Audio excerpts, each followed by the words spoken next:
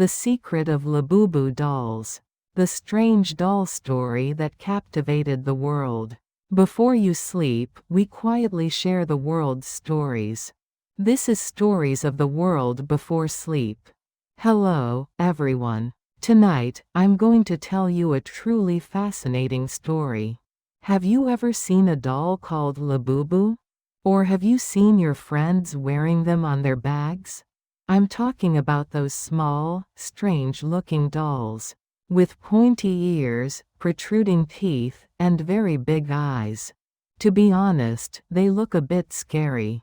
But this strange doll completely shook the world in 2025. From K-pop stars to Hollywood actors, even your parents lined up in front of stores to buy Labubu.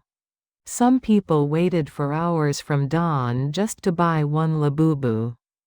Some Labubus sold for millions of one online. Thieves even robbed stores to steal Labubu dolls. But why, you might ask? Why does everyone want such a strange-looking doll? That's exactly tonight's story. How was Labubu born? Why did it suddenly become famous worldwide? And how did this small doll create a company that earned 22 billion won? Now, let me invite you into the fascinating and fun world of Labubu. Just lie down comfortably and listen. This story seems like magic, but it all really happened. Our story begins in 1972, in Hong Kong. A baby was born. His name was Ka Sing Lung. This baby would later create Labubu. When Ka Sing Lung turned 7, his family left Hong Kong and moved to a city called Utrecht in the Netherlands.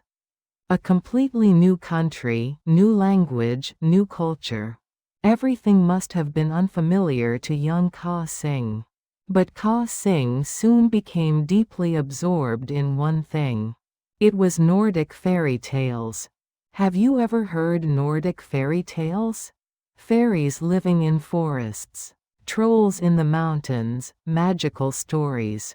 Ka Sing became immersed in a world of imagination. While reading these storybooks, I want to create stories like these too. Young Ka Sing thought. Time passed and Ka Sing grew up and moved to a city called Antwerp in Belgium. And there he became an artist. A person who draws pictures, writes stories, and designs characters. In 2015, Ka Sing finally created his own storybook. The title was The Monsters. But these monsters weren't scary. Rather, they were cute, playful, and fun. These monsters were actually a fairy tribe. Among them, the most special character was Labubu. Labubu is a female fairy. She has pointy ears, big eyes, and protruding teeth.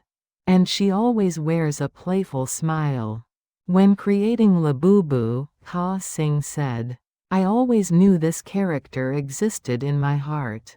The fairies I dreamed of while reading Nordic fairy tales in my childhood." But in 2015, almost no one knew Labubu. Ka Sing's picture book was known only to a few people. And Labubu was just a character in a book. But 4 years later, everything changed. There was a company called Pop Mart in Beijing, China. This company sold toys, but they weren't ordinary toys. Pop Mart sold designer toys. What are designer toys? They're special toys designed by artists. Much prettier, more unique, and worth collecting than regular toys. The founder of Pop Mart's name is Wang Ning. He opened a small store in a Beijing shopping mall in 2010. At first, it was a very small store. But Wang Ning had a special idea. It was called blind boxes. What's a blind box? Have you ever collected Pokémon cards? You don't know which card is inside until you open the pack, right? Blind boxes are the same. You don't know which doll is inside until you open the box. Why is this fun? Because of that excitement. What will come out this time? Will I get what I want? Or will it be something else? The heart-pounding moment of opening the box, the joy when you get the doll you wanted, or the surprise when you get a doll you've never seen before.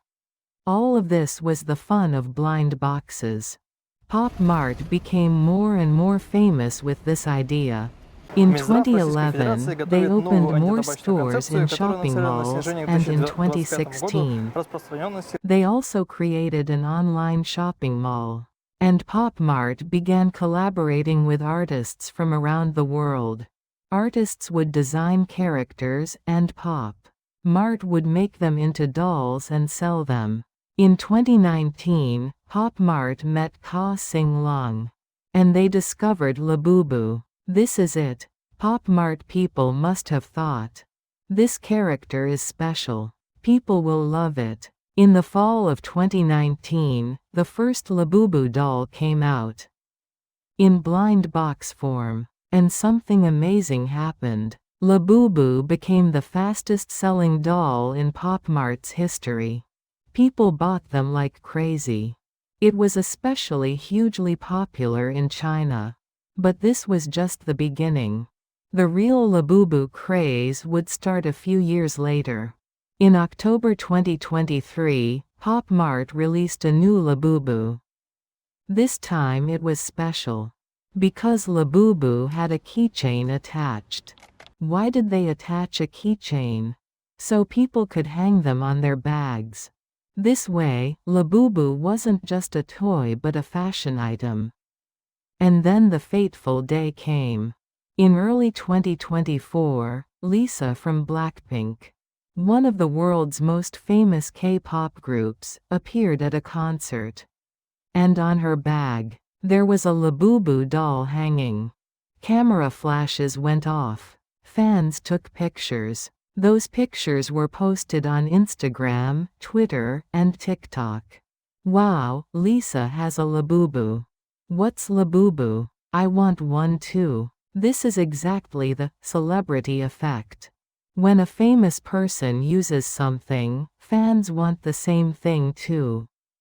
But it wasn't just Lisa who wore Labubu. Soon other celebrities also started appearing with Labubu. Kim Kardashian, a famous American celebrity, Dua Lipa, a global pop star, other members of Blackpink. Even ordinary people started showing off Labubu on social media, saying, "I have Labubu too." Labubu was no longer just a doll. Having Labubu meant conveying a message like, I know trends. I'm cool. I'm fashionable like Lisa. During 2024, the Labubu craze began, and in 2025, it completely exploded.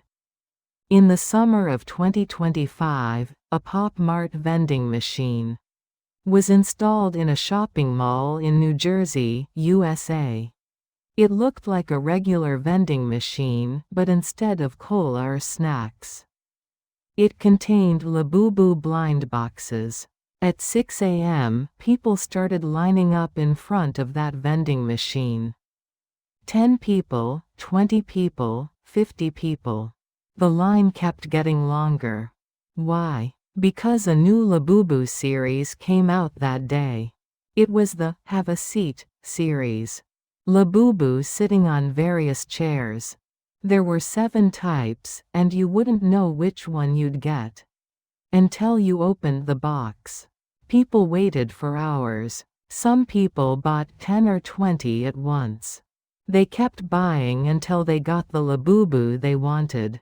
It wasn't just America. It was even more intense in China. At a Pop Mart store in Shanghai, when a new Labubu came out, people lined up from 4 a.m. As soon as the store opened, people rushed in. All the Labubus sold out in just a few minutes. Online was the same. When a new Labubu came out on the Pop Mart website, a click war broke out. Thousands, tens of thousands of people simultaneously clicked the buy button. It only took 2 to 3 minutes for the sold out message to appear. So what did people who couldn't buy do? They went to the second-hand market. They looked for Labubu on sites like eBay and StockX.